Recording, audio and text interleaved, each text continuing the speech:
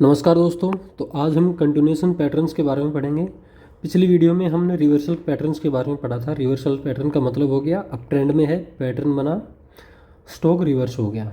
ठीक है, down trend के अंदर है, पैटर्न बना, स्ट्रॉन्ग अप ट्रेंड में हो गया।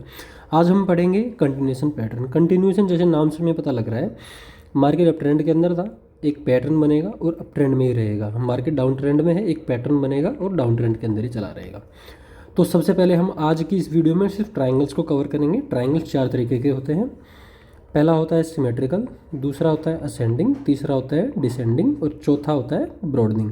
तो इसको हम छोड़ सकते हैं, जहाँ आपको मैं आपको बता दूंगा ब्रॉडनिंग पैटर्न क्या होता है। अगर वो दिखे तो आप उसको अवॉइड कीजिएगा। तो इन तीन में से चलिए शुरू करते हैं। सबसे पहले पढ़ेंगे सिमेट्रिकल ट्रायंगल। तो सिमेट्रिकल ट्रायंगल की पहली चीज़ है, मिनिमम रिक्वायरमेंट होगी 4 रिवर्सल पॉइंट। 4 रिवर्सल पॉइंट क्यों?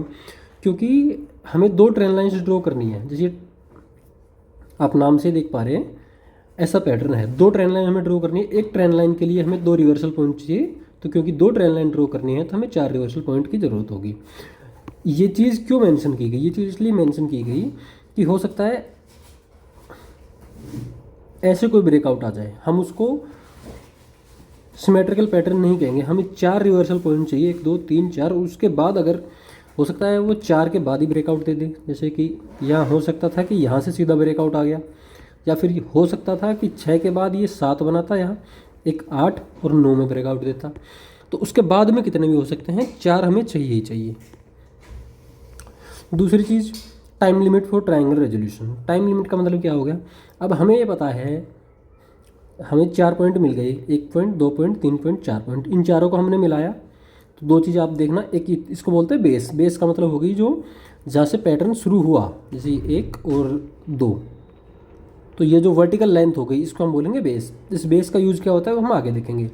इसको बोलेंगे बेस। और ये होता है एपेक्स। एपेक्स का मतलब हो गया कि 2 ट्रेंड लाइन को हमने ड्रॉ किया, अगर वो कहीं किसी पॉइंट पर जाकर मिल गई तो उन्हें एपेक्स बोलते हैं। ये कोई काम की नहीं है, ऐसे बता दिया है। तो टाइम लिमिट का मतलब क्या हो गया कि इस पॉइंट पर हमें ये पता लग गया कि एक सिमेट्रिकल ट्रायंगल बन रहा है। ठीक है, और सिमेट्रिकल ट्रायंगल में ब्रेकआउट कब आएगा, वो वहाँ आता है ये मेथड। ये मेथड क्या बोलता है कि अगर मान लो ये लेंथ है 20 वीक की, आपने वीकली टाइम फ्रेम के अंदर आपने चार्ट लगा रखा है, वहाँ पर बेस से और एपेक्स 4 पॉइंट के बाद ही हमें पता लग जाएगा। हमने ये यहाँ इसको मिलाया, इसको मिलाया, तो ये जो एपेक्स हमारा बन के आया, ये दोनों ट्रेंड लाइंस ने मीट किया 20 वीक के बाद, यहाँ से और यहाँ की लेंथ होगी 20 वीक।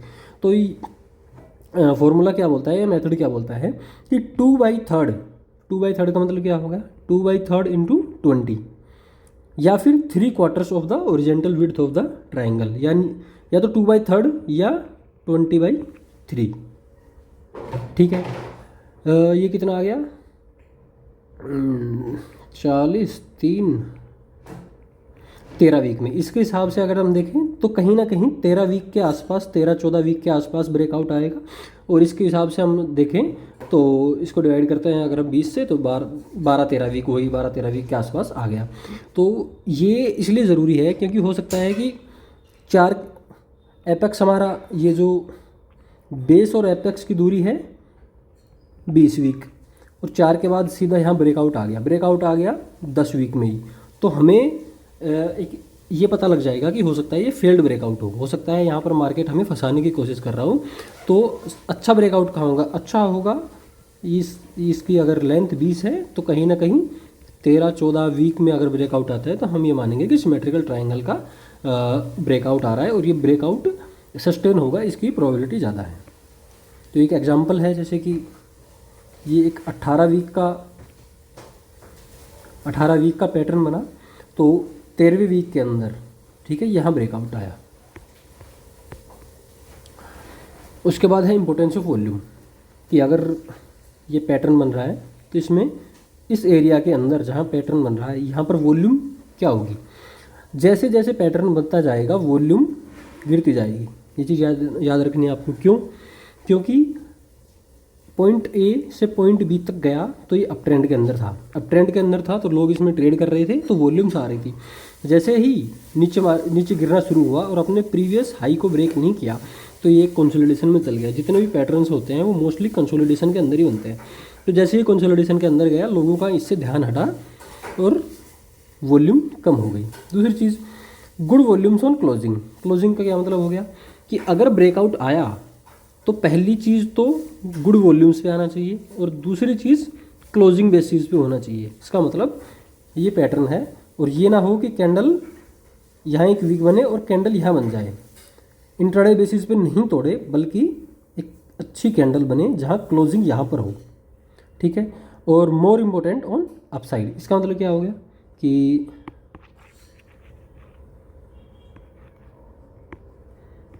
ऐसे पैटर्न बन रहा है, ठीक है। यहाँ वॉल्यूम्स है हमारी, जैसे नीचे आया तो वॉल्यूम होगी कम कम कम, जैसे ऊपर जाएगा तो वॉल्यूम थोड़ी ज़्यादा होनी चाहिए। फिर नीचे आया या फिर वॉल्यूम कम होगी, ऊपर गया तो वॉल्यूम ज़्यादा होगी। इसका मतलब हमें ये पता लगेगा कि जो बायर्स हैं उनका कंट्रोल है। जैसे नीचे आता है तो सेलर्स कम ताकत के साथ उसको नीचे ला रहे हैं, लेकिन बायर्स उसको ज़्यादा ताकत के साथ ऊपर लेके जा रहे हैं, तो वॉल्यूम ज़्यादा होगी। और जब ब्रेकआउट आएगा तो वो और भी ज़्यादा वॉल्यूम के साथ आना चाहिए, ठीक है। अब टारगेट, ठीक है। टारगेट हम कैसे पता लगेगा? तो टारगेट की दो टेक्निक होती है। पहली तो होती है किसी भी पैटर्न की, चाहे सिमेट्रिकल ट्रायंगल हो या कोई भी ट्रायंगल हो या कोई भी पैटर्न हो, कि आप जो बेस है उसका, जैसे पॉइंट ए से पॉइंट बी, इसको बोलते हैं बेस।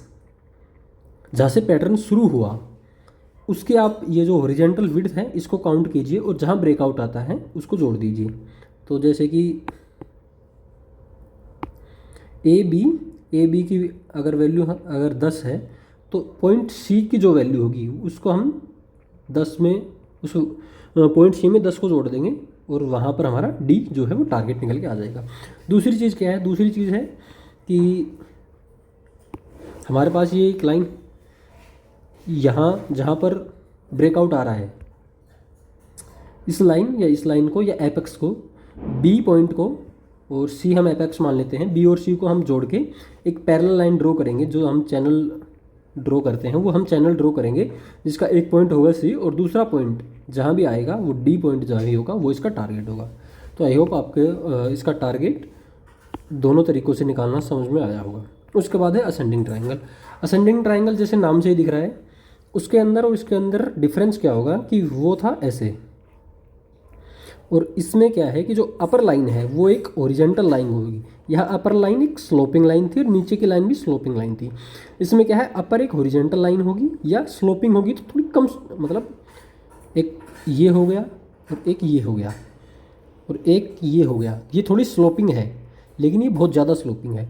तो अपर लाइन एक हॉरिजॉन्टल लाइन होगी और नीचे की लाइन स्लोपिंग लाइन होगी। बाकी सब चीज़ सेम है। वॉल्यूम वही सेम, इसके अंदर वॉल्यूम इसके पीछे के मुकाबले डिक्रीज होगी, अपसाइड के अंदर वॉल्यूम ज़्यादा होगी, डाउन साइड के अंदर वॉल्यूम कम होगी, अपसाइड के अंदर फिर ज़्यादा, और जो ब्रेकआउट आएगा वो वॉल्यूम ज़्यादा होनी चाहिए। दूसरी चीज़ टारगेट, टारगेट होगा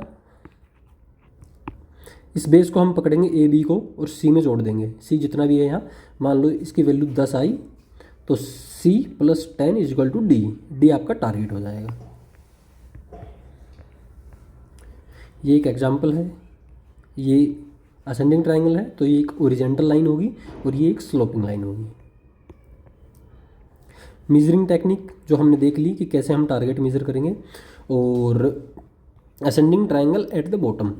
अब देखो ट्राइंगल में जो असेंडिंग और डिसेंडिंग जो ट्राइंगल होते हैं ना, उनका लाइक वो कहीं भी बने, इनकी एक सबसे अलग चीज़ ये है कि ये कहीं भी बने। अगर ये टॉप पर बन रहे हैं तो भी ये कंटिन्यूएशन पैटर्न है, सॉरी बुलिश पैटर्न है ये असेंडिंग, और डिसेंडिंग कहीं भी बन रहा है तो एक बेरिश पैटर्न है। ठीक है, ये चीज़ आपको ध्यान में रखनी है कि असेंडिंग पैटर्न अगर टॉप पर बन रहा है तो भी बुलिश है, अगर बॉटम में बन रहा है तो भी बुलिश है, और डिसेंडिंग पैटर्न जो कि हम आगे देखेंगे वो अगर टॉप में बन रहा है तो भी बियरिश है, और अगर बॉटम में बन रहा है तो भी बियरिश है। ठीक है। ये हम क्यों क्यों इन दोनों को हमने क्यों हमने अलग से लिखा इन चीज़ों को, क्योंकि अगर मानो आपकी सिमेट्रिकल ट्राइंगल है, सिमेट्रिकल ट्राइंगल अगर टॉप में बनेगा तो क्योंकि वो कंटिन्यूएशन पैटर्न है, हमें पता है कि टॉप में अगर बन रहा है तो ऊपर की साइड ब्रेकआउट आने के ज़्यादा चांसेस है। अगर वो बॉटम में बन रहा है, यहाँ बन रहा है, तो उसके चांसेस हैं कि वो नीचे ब्रेकआउट देगा, क्योंकि वो कंटिन्यूएशन पैटर्न है। अगर वो डाउन ट्रेंड के अंदर बन रहा है तो 90% या 80 to 90% चांसेस है कि डाउन ट्रेंड ही कंटिन्यू रहेगा। लेकिन असेंडिंग और डिसेंडिंग ट्राइंगल आपको कहीं भी दिखे, असेंडिंग का मतलब बुलिश और डिसेंडिंग का मतलब बीरिश, चाहे वो आपको कहीं भी दिख जाए। आई होप आपको ये बहुत इंपॉर्टेंट चीज़ समझ में आई होगी। उसके बाद अगर हम देखें तो डिसेंडिंग ट्राइंगल, डिसेंडिंग ट्राइंगल क्या हो गया, असेंडिंग ट्राइंगल में ऊपर की जो लाइन थी वो हॉरिजॉन्टल थी, नीचे की स्लोपिंग थी। इसमें क्या हो जाएगा, नीचे की लाइन हॉरिजॉन्टल हो जाएगी और ये अपवार्ड स्लोपिंग होगी, और असेंडिंग में, और डिसेंडिंग के अंदर ये डाउनवार्ड स्लोपिंग लाइन होगी। ठीक है, ये जो आपको दिख रही है। उसके बाद वॉल्यूम की इंपॉर्टेंस सेम रहेगी, और मीजरिंग पैटर्न मतलब जो आप टारगेट कैसे निकालोगे वो सेम रहेगा। ए बी को सी में जोड़ देंगे, डी निकलेगा, वो हमारा टारगेट होगा। डिसेंडिंग ट्राइंगल अगर टॉप, वही बात कि अगर वो टॉप पे बनता है तो भी वीरेस है, अगर वो बॉटम में बनता है तो भी वीरेस है। ठीक है, वॉल्यूम पैटर्न हमने देख लिया। Time factor in the triangles, triangle बनते हैं तो मतलब कितने टाइम में हम, अगर एक हो रहा है कि 2 साल की चार्ट फॉर्मेशन हो रही है जहाँ पर एक सिमेट्रिकल ट्राइंगल बनता दिख रहा है, तो हम उसको अवॉइड करेंगे। हम उन्हीं वही पैटर्न्स वैलिड कहे जाएंगे ट्राइंगल्स के अंदर जो 1 से 3 महीने के अंदर होंगे। तो ये आपको चीज़ याद रखनी है। ऐसा ना हो कि आपने मंथली चार्ट लगा रखा है और मंथली चार्ट में आप किसी असेंडिंग ट्राइंगल को देख रहे हो। नहीं, असेंडिंग ट्राइंगल, डिसेंडिंग ट्राइंगल, कोई भी ट्राइंगल वो वैलिड होते हैं 1 से 3 महीने के ही। उसके बाद के पैटर्न्स को आप बोल सकते हो कि आप मंथली चार्ट पे आपने असेंडिंग ट्राइंगल देखा, लेकिन वो मोस्टली काम करेंगे 1 से 3 महीने की रेंज में अगर भी होंगे तो ही। ठीक है, चौथा जो है ब्रॉडनिंग। ब्रॉडनिंग का मतलब हो गया, अभी तक हम देख रहे थे कि जो प्राइस था वो इसमें देखें या इसमें देखें या इसमें देखें, प्राइस कन्वर्ज हो रहा था, मतलब ब्रॉडनिंग से नीचे की तरफ आ रहा था, नीचे की तरफ आ रहा था। अभी क्या हो रहा है कि जैसे ये है खुलता जा रहा है, ठीक है, ये ऐसे चौड़ा होता जा रहा है। यहाँ पर क्या हो रहा है कि वो कन्वर्ज हो रहा है, यहाँ क्या हो रहा है कि वो डाइवर्ज हो रहा है, मतलब ऊपर नीचे जा रहा है। तो इसको अवॉइड ही करें आप, इसकी कुछ नहीं देखना आपने को, अवॉइड ही करना है। उसके बाद फ्लैग और पिनेंट, ये हम बाद में देखेंगे नेक्स्ट वीडियो में। Thank you.